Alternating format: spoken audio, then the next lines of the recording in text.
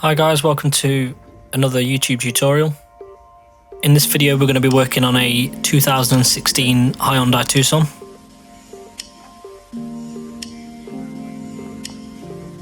Now the first thing we're going to do is just pop a cover over the car, just to stop us getting any overspray or any sanding dust on there.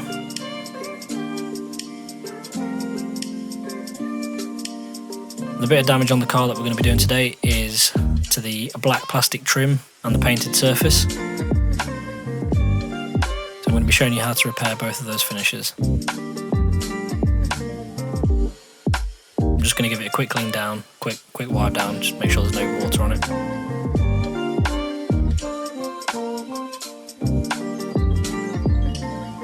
And the first thing we're going to do is sand down these deep scratches. Starting off with 80 grit. We're going to use a small sanding disc on a mini DA sander, and this will chop back anything, or any minor marks and any deep marks. Really, 80 grit is quite abrasive. The only thing that was left after this stage was quite a deep scratch to the black plastic trim.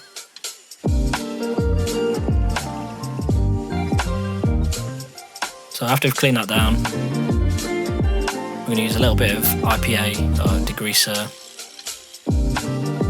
just to clean off any contamination, any silicone that might be on there, any bits of grease or anything like that.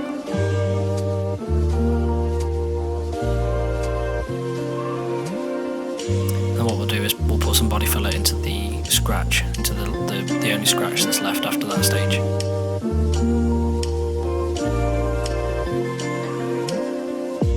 For mixing up the filler, we're going to use the ratio of a golf ball size of filler to a pea size of hardener. We're using a lot less here, but the consistency wants to be a beigey pink once it's all mixed in.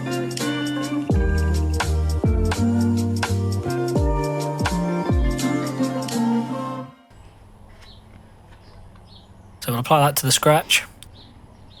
Try and get some into the scratch and then smooth over the top of it. You want to have a little bit of excess over the top, not too much, but a small amount, and then we can sand that back level with the rest of the plastic.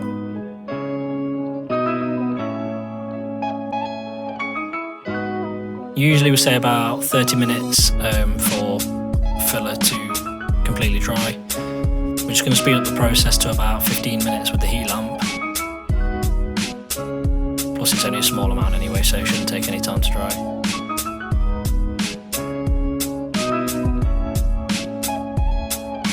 And once that's ready to go, we're going to come back in with a 180 grit sanding disc this time. The only difference with this is we're going to use an interface pad, which is basically a piece of foam that goes between the sanding disc and the backing plate.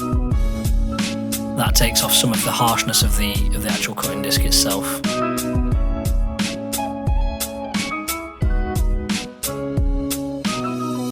Once we use the 180 grit, we moved up to 320.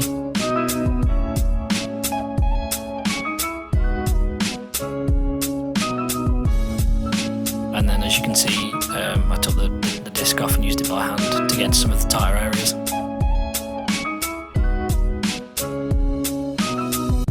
And then again, we're using the IPA to clean the surface down. I usually do this between every stage. It just makes sure everything stays clean. So there's a scratch filled, there's a slight amount of filler around the scratch, but that's nice and smooth. And we're all ready to start taping up, ready to get the primer on.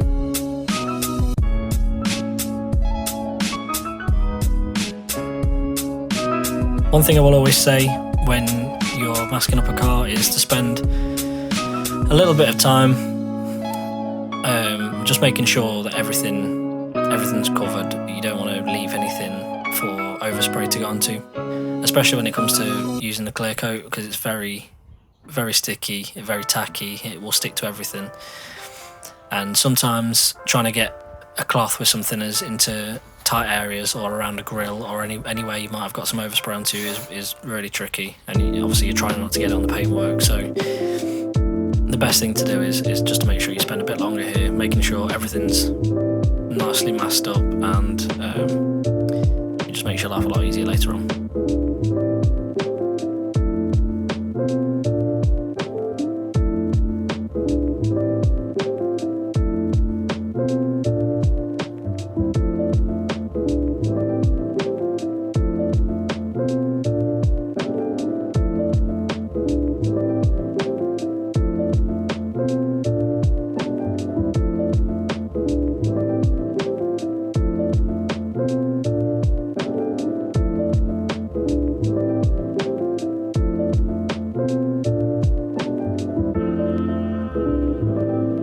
The brown paper that we're using here will become clear later on, but we're using this basically to protect our blend area, so we don't want to get any other paint on the blend area just yet. So it's time for plastic primer. This particular plastic primer is clear, and we're going to put this over any exposed areas of plastic, so the black trim, anywhere that we've burnt through the paint on the painted surface. We'll put that under the heat lamp for about 5 to 10 minutes before we come back in with the grey high build primer.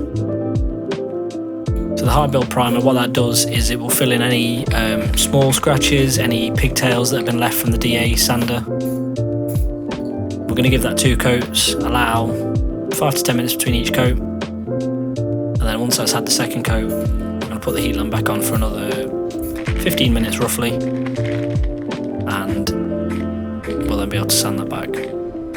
As you can see, the brown paper here is acting as a bit of a tunnel. It stops us having a harsh line, which would be harder to remove later on if we were to just put some masking tape straight over that. Now that we're done with that, we can put that onto the heat lamp and come back to that in about 15 minutes.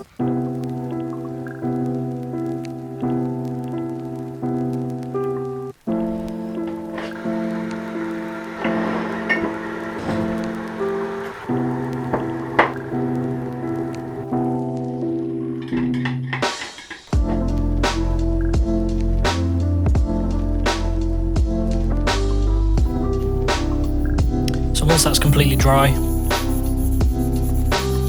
the next thing I want to do is use 800 grit paper just to smooth off the primer. It doesn't take too much to get it nice and smooth anyway, and this just helps so that the paint in the next stage will go on smoother and will look a lot better rather than having the rough texture of the primer. Now I've removed the brown paper, or at least pulled it over to the side. This is so I can work on the blend area. What I'm using here is a 2000 grit Avalon disc, and that basically just keys the surface enough so that the clear coat will stick to it later on. It doesn't affect the finish of the paintwork too much that the clear coat won't cover up any of the little scratches that it leaves behind though. So once that's all done, I'm just going to tape up the black plastic trim. Obviously the primer is on there now, that's all ready to be painted later on, but we don't want to get any of the grey base coat or the brown base coat that we're going to be putting onto the car now.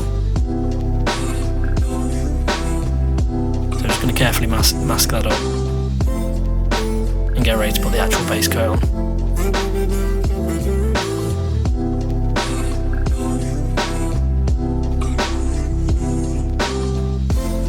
I usually buy all of my paint on the day that I'm doing the job. This just means that it's not been sat in a pot for quite a while, so I can mix the paint to the recommendations, which is 50-50. So half thinners and half base coat.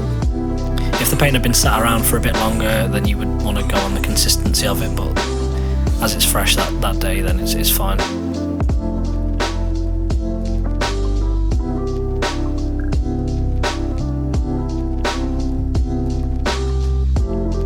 What I'm using here is a tack cloth. So the tack cloth basically removes any bits of dust or or contamination that might still be on the paint.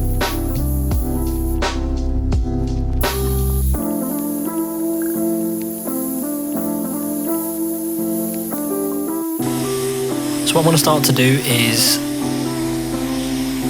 just cover the grey primer. You don't need to worry about the blend lines just yet. You're just going to get a good base coat of the colour down.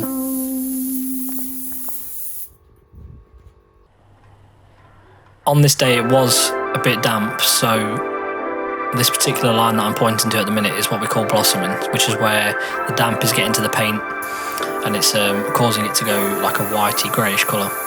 So we just keep the heat lamp on as we're painting, that fixes this. And then we're coming back in for the second and last coat. As you can see, I'm using the tack cloth here to remove some of the base coat from my blend areas. This is where the clear coat is going to go, and I don't want the base coat on there.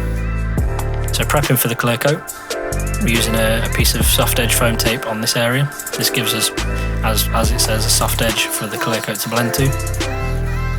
And then, because this is quite a big area, we can just use the brown paper, fold it back, and that's going to act as our tunnel to spray up into the tunnel to avoid having a harsh line.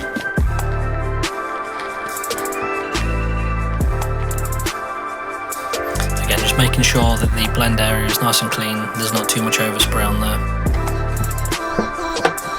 So the clear coat that I use is Final Systems Ultimate. I usually use about 150ml in total when it comes to clear coat in a bumper corner. Probably a bit more than I need to, only just. But I'd rather have plenty mixed up than have to come back in and mix more up. The ratios of this are 2:1, so 2 parts clear coat to 1 part hardener. And once that's ready to go, we can get that down. The first coat is a 3/4 coat, so you don't want to get. You're not treating it as the final coat. You're not treating it as it doesn't need to be too glossy. I still keep a torch in my hand just to check if the paint looks dry in any areas, or if it needs a bit more. It's a good indication. So once that's had about 10 to 12 minutes after the first coat, we're going for the second and last coat. So what we're doing here is using the brown paper as a tunnel to blow the clear coat into. And this just gives us a better blend line. So the product that I'm using here is called Fade Out Thinners, and what this does is it helps to dissolve the dusty edge that the clear coat has left behind. So where you do your fade of the clear coat, you end up with a slightly rough patch, and this just dissolves that and allows you to polish it easier later on. I wrote myself a check for $10 million for acting. We're removing the tape now, just as I've started baking. Or 3 years, maybe. And we're removing this from the areas where it may cause some issues later, where the paintwork is actually quite close to the trim, so around this fog light area and around the black plastic trim.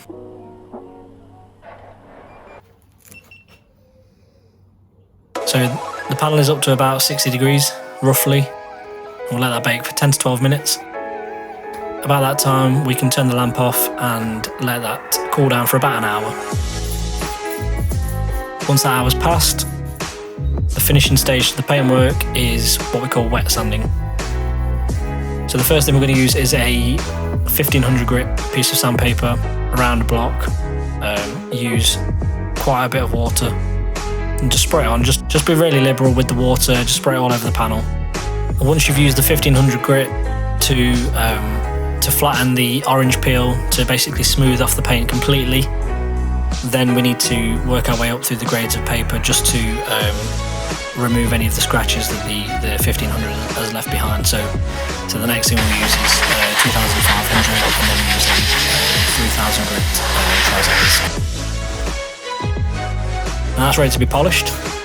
We're using a orange foam pad, which is a heavy cut foam pad with heavy cut compound. I usually work in an area around about half a foot square, roughly, and I usually spend about 2 to 3 minutes with the machine. Just a technique that I've built up over the years. I know that I'm not going to burn through the paintwork like this. My machine, I'm used to it now. I usually go up to about speed 2.5 to 3, and I know that I can usually take out any of the sanding marks using that combination.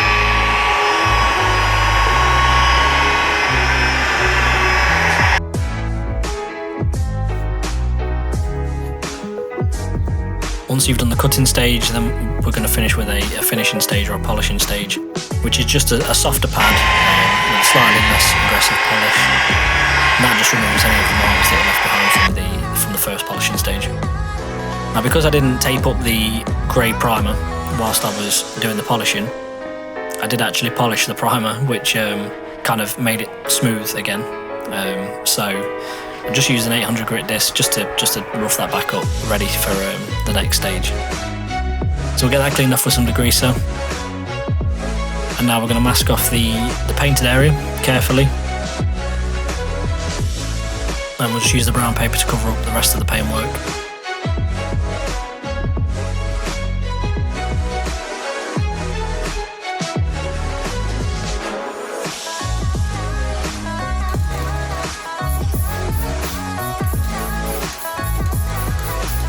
The first thing that I'm going to use is a satin black, just to cover up all of the grey primer. This just gives me a good base layer to work with. Once that's dry, I then used MIPA texture paint. This is the fine texture. I've built that out, given it 2 coats. It doesn't match the texture of the plastic from factory, but it is very, very close. So this paint here is like a light grey. And the idea with this is very, very careful kind of waft over the panels, just to recreate the colour of the actual panel itself, of the plastic itself, because you will see that most plastic trim is never completely black. So the idea is to try and replicate that as best as we can.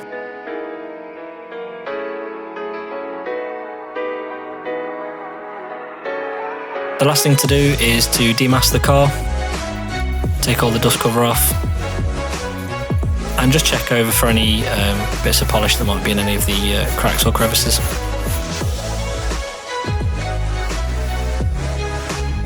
So thank you for watching.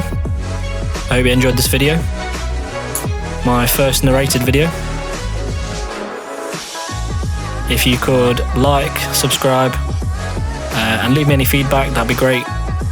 If you want to hear me talking again, let me know. If not, let me know. Thanks again.